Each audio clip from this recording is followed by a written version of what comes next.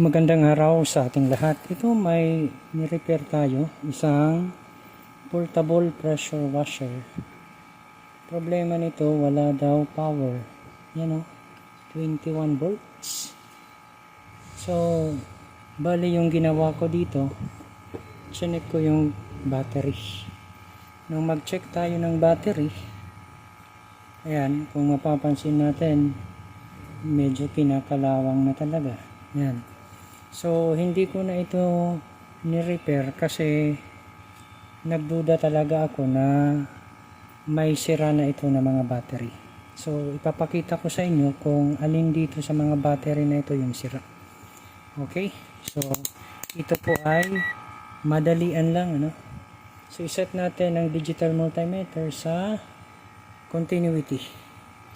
Tapos, pag naset na sa continuity, halimbawa ito, testing natin dito. Ang positive test rod, itong red, ay ilagay sa positive ng battery. Negative test rod ay sa negative nitong battery. Dapat po yan ay OL. Ayan. So, ilalagay ko na, no? Ayan. So, nakita natin OL. Ganon din ito. OL. So, ibig sabihin, pag OL yan, okay pa.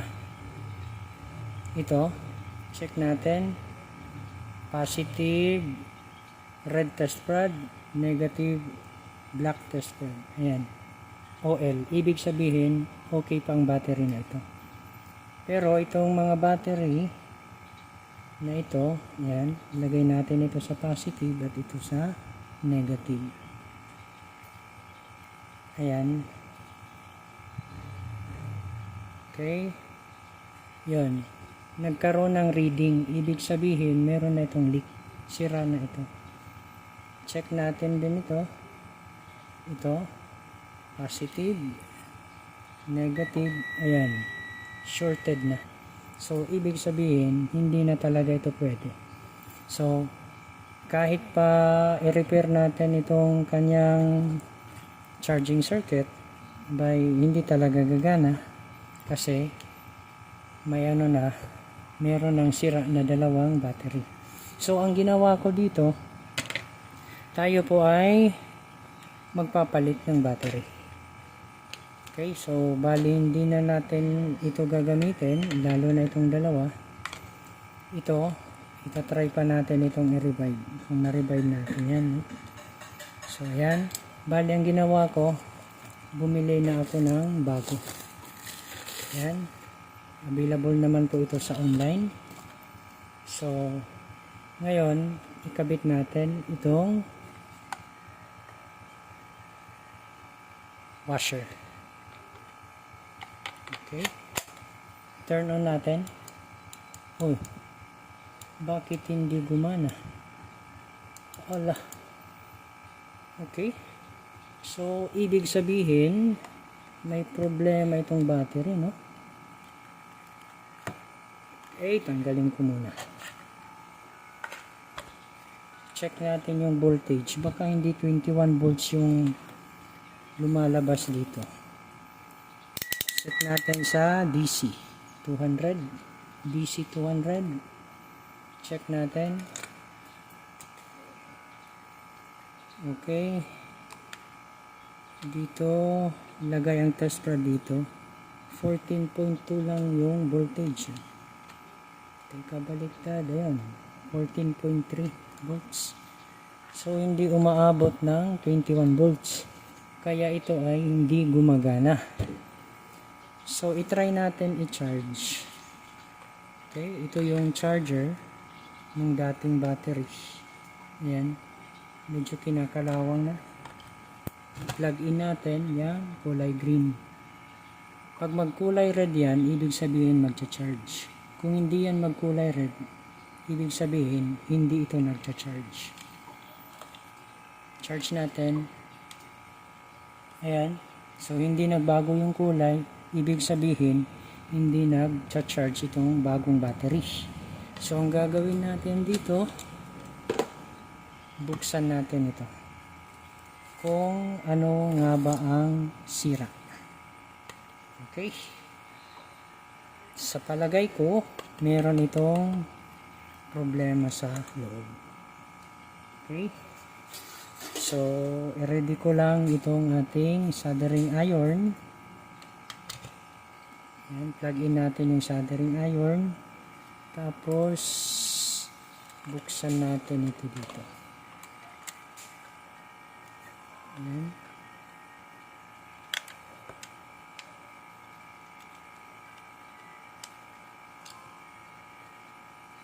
Okay.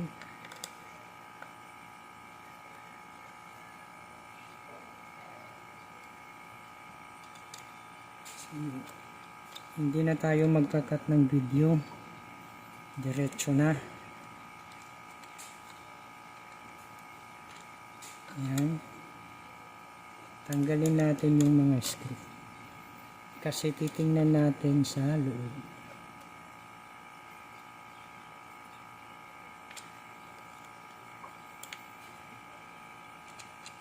Yan.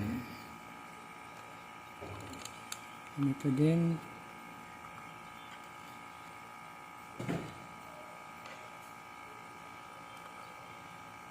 Yan. So, buksan natin. Yan. Okay, tingnan natin. Ay, ito pala. Matanggal, oh. Ayan. Dito dapat yan nakakabit. Ito. Dito yan nakakabit. Ayan. Titingnan natin. Ayan, oh. Merong, ibig sabihin, yung marka na ito, yan po ay sa wire. Okay. So, ulit, sukatin natin. Ilan nga ba ang voltage nito? 14.1, di ba? So, set natin 200. Okay. 14.1. Measure natin. 14.2. Dito pala yung positive. Ito, positive, negative. 14.3. So, yun yung voltage. Output. Ngayon, ihinang natin itong wire dito. So, ito po ay isang halimbawa na yung ating ino-order online ay may mga problema minsan. Kaya hindi gumagana kasi nga may problema. Okay? So, gawin natin, ihinang natin ito dito.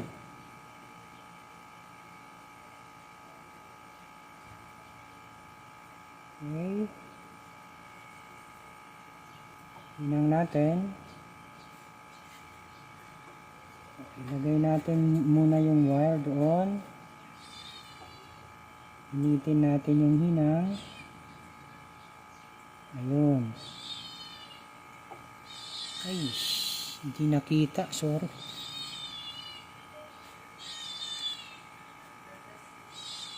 So, ulitin natin.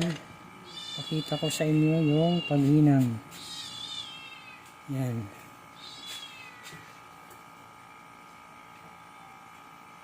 Hindi makita, no?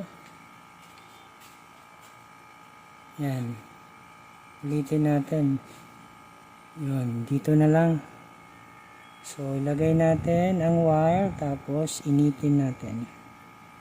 Yung hinang. Ayaw mainit, ah. Ito. Tingnan natin dito. Yun. Naibalik na natin yung pagkakahinang. Yan, nahinang na natin. Tapos, sukatin natin ngayon ang voltage. Bago natin isara. Check na natin yung voltage. Kita. Ito. Check natin yung voltage. Tingnan natin sa tester. Ito ba? Yan.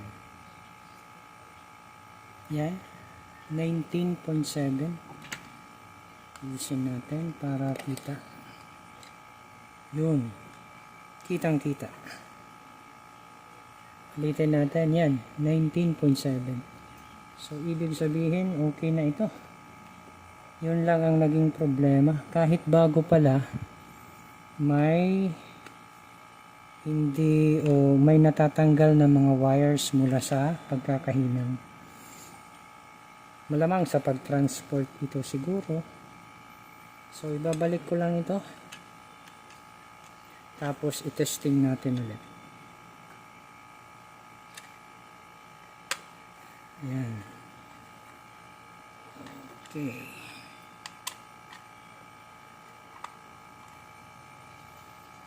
Balik lang natin yung screw.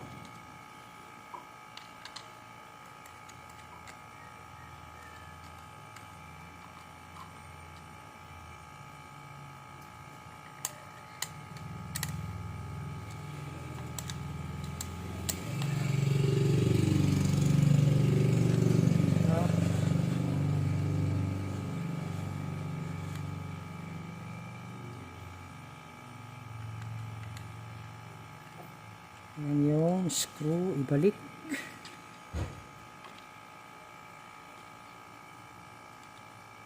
Tapos natin maibalik itong screw. Testing natin. Okay. Ngayon, itry natin kung okay na ba ito kung i-charge. So, tanggalin natin itong soldering iron. Okay. Tapos, itong tester, itabi natin. Saan na yung charger? Ay, ito. Ito yung charger, no? Charge natin. Kulay green. Plug in natin ito dito sa may battery. Ayan. Nagkulay red. Ibig sabihin, magcha-charge na yan. Okay. Kanina kulay green yan. Nung trinay natin i-charge, pero ngayon nung maidugtong natin yung natanggal na wire ay naging kulay red na nung i-charge natin. Okay, ngayon subukan natin kung gagana na ba itong portable pressure washer, no? Ito ba ay aandar na? Okay. Yan. Okay na, ha? Gumagana na, ha? Tapos, papakiramdaman natin dito kung ito nga ba ay humihigop. So, lalagay lang natin yung palad natin dito. Tapos, turn on natin. Ayan. Parang humihigop siya. So, ibig sabihin, pag gamitin na natin ito sa actual, ito naman po ay gagana. Okay? So, hanggang dito na lang itong ating video tutorial. Sana po ay meron kayong natutunan. Kung nagustuhan nyo itong video, paki-like and share. Kung hindi ka pa nakapag-subscribe, maaari po lamang ay mag-subscribe sa aking channel. Paki-click na rin yung notification bell para updated ka sa mga bagong upload na videos. Hanggang sa muli, maraming salamat po.